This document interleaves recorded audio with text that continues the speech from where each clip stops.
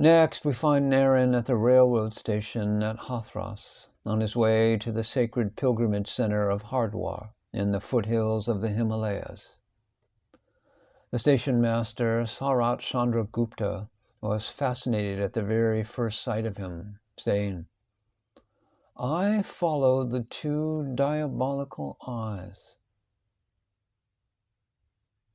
Narendra accepted Sarat as a disciple and called him the child of my spirit. At Hathras, he discussed with visitors the doctrines of Hinduism and entertained them with music, and then one day confided to Sarat that he must move on, saying, "My son, I have a great mission to fulfill, and I am in despair at the smallness of my power. My Guru asked me to dedicate my life to the regeneration of my motherland.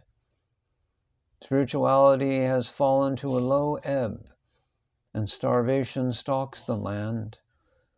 India must become dynamic again and earn the respect of the world through her spiritual power." Sarat immediately renounced the world and accompanied Narendra from Hathras to Hardwar. The two then went on to Rishikesh on the bank of the Ganga, several miles north of Hardwar, where they found themselves among monks of various sects who were practicing meditation and austerities. At this place, Sarat fell ill, and his companion took him back to Hathras for treatment.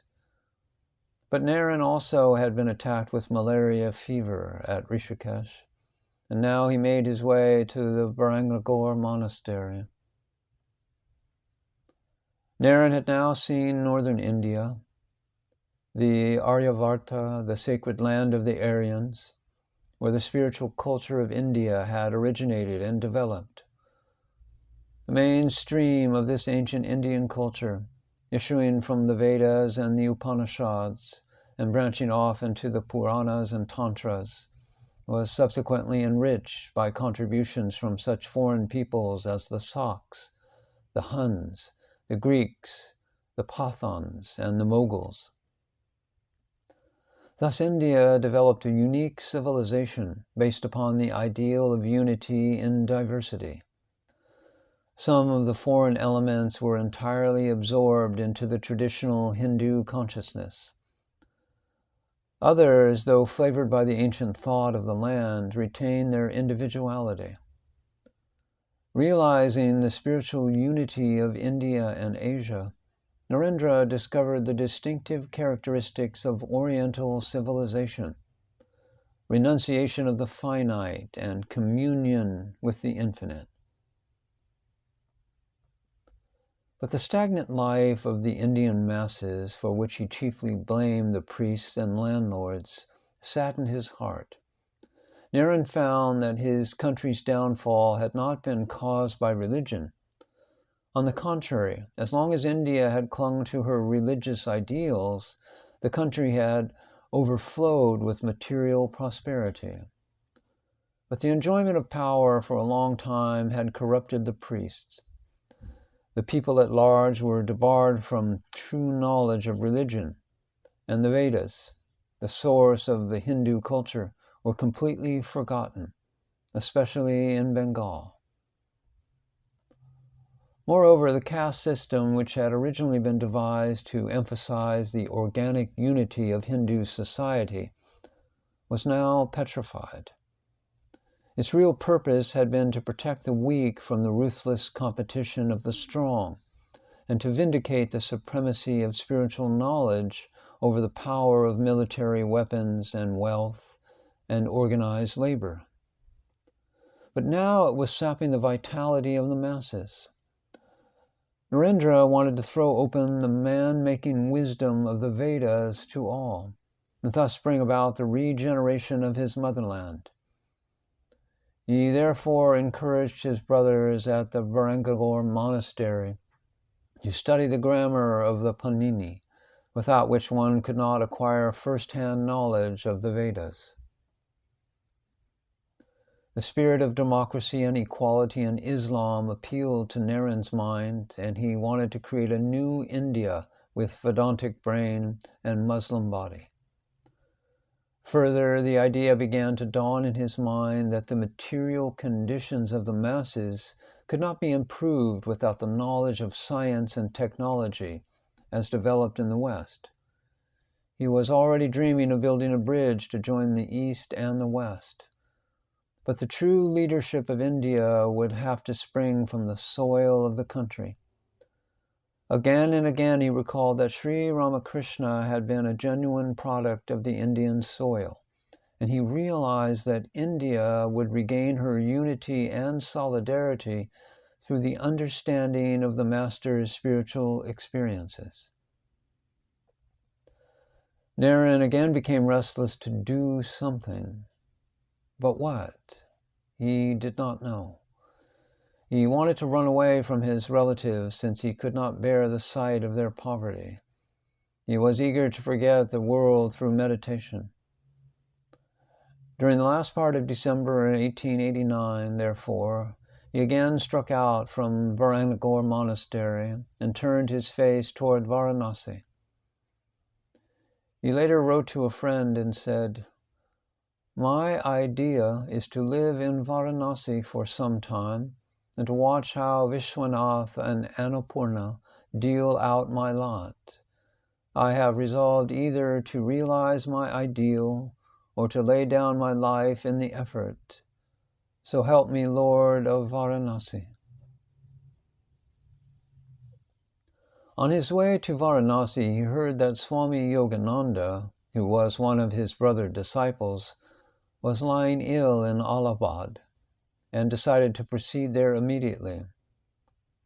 In Allahabad, he met a Muslim saint, every line and curve of whose face showed that he was a Paramahansa, a great swan or sage in union with bliss. Next, he went to Ghazipur, and there he came to know the saint Pavhari Baba, the air-eating holy man. Pavhari Baba was born near Varanasi of Brahmin parents. In his youth, he had mastered many branches of Hindu philosophy.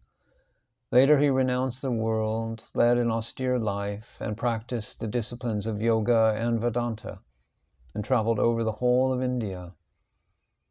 At last, he settled in Ghazipur, where he built an underground hermitage on the bank of the Ganga and spent most of his time in meditation. He lived on practically nothing, and so was given by the people the sobriquet of the air-eating holy man. All were impressed by his humility and spirit of service. Once he was even bitten by a cobra and said while suffering terrible pain, "Oh, he was a messenger from my beloved." Another day, a dog ran off with his bread, and he followed, praying humbly, "Please wait, my Lord. Let me butter the bread for you." Often he would give away his meager food to beggars or wandering monks and starve.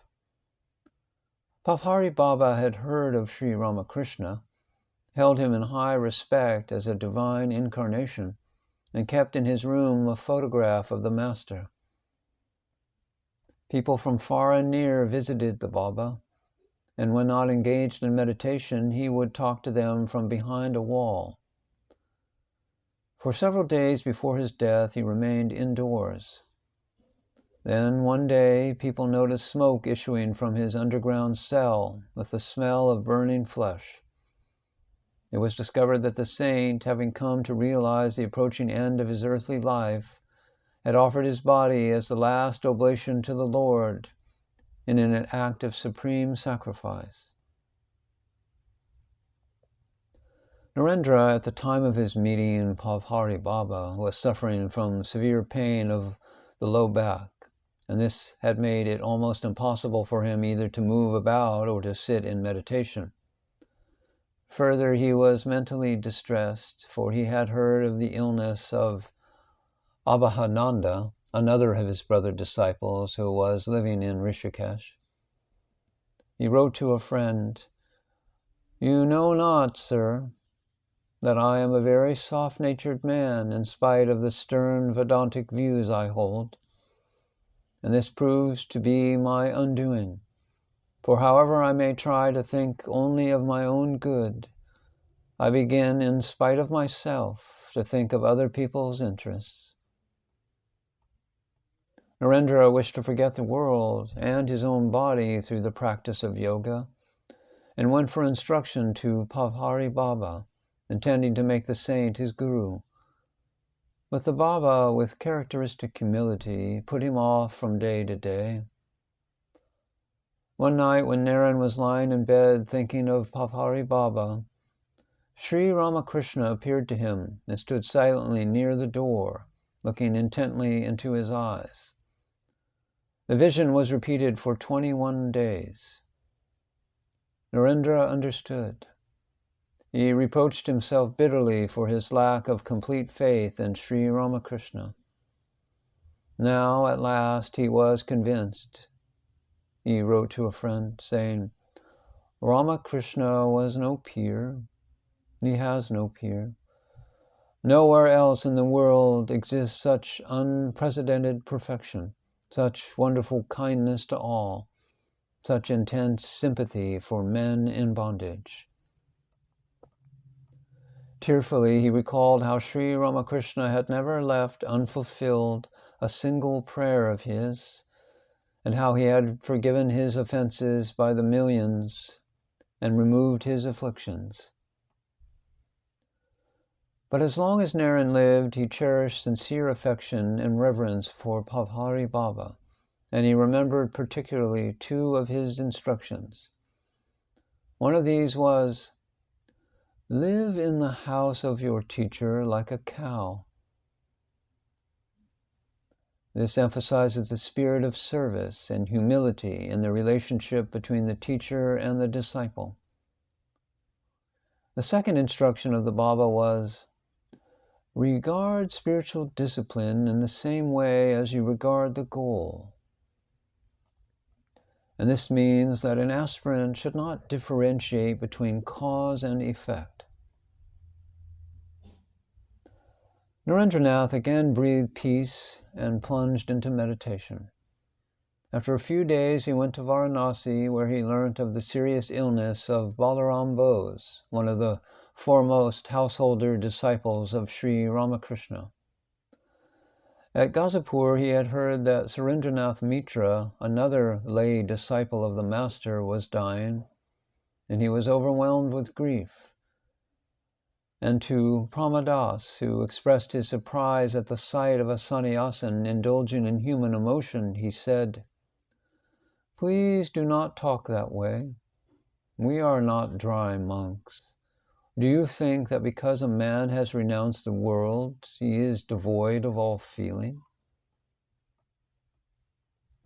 Naren came to Calcutta to be at the bedside of Balaram, who passed away on 13th May, and Surendra Mitra died on 25th May. But Naren steadied his nerves, and in addition to the practice of his own prayer and meditation, devoted himself again to the guidance of his brother disciples. Sometime during this period, he conceived the idea of building a permanent temple to preserve the relics of Sri Ramakrishna. From his letters and conversations, one can gain some idea of the great storm that was raging in Naren's soul during this period. He clearly saw to what an extent the educated Hindus had come under the spell of the materialistic ideas of the West. He despised sterile imitation, but he was also aware of the great ideas that form the basis of European civilization. He told his friends that in India, the salvation of the individual was the accepted goal, whereas in the West, it was the uplift of the people, without distinctions of caste or creed. Whatever was achieved there was shared by the common man. The freedom of spirit manifested itself in the common good, and in the advancement of all men by the united efforts of all. And so Naren wanted to introduce this healthy factor into the Indian consciousness. Yet he was consumed by his own soul's hunger to remain absorbed in samadhi.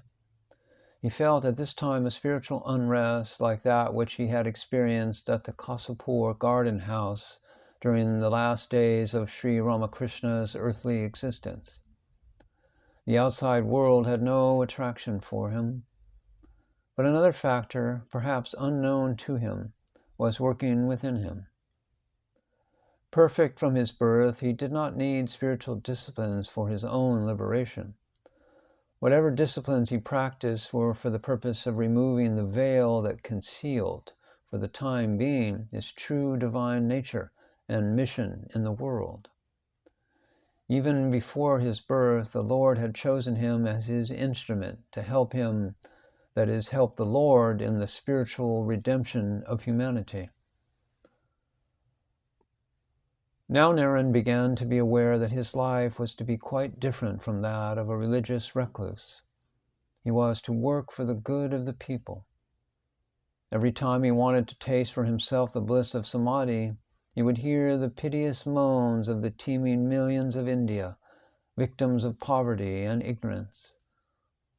Must they, Naren asked himself, forever grovel in the dust and live like brutes? Who would be their savior?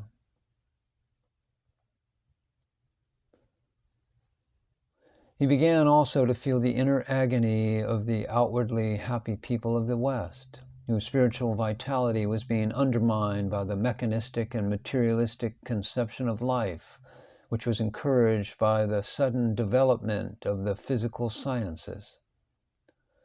Europe, he saw, was sitting on the crater of a smoldering volcano. At any moment, Western culture might be shattered by its fiery eruption. The suffering of man, whether in the East or in the West, hurt Naren's tender soul.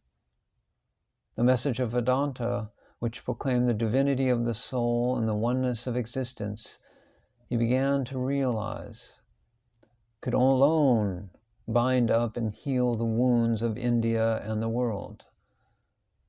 But what could he, a lad of 25, do? The task was gigantic. He talked about it with his brother disciples, but received scant encouragement. He was determined to work alone if no other help was forthcoming.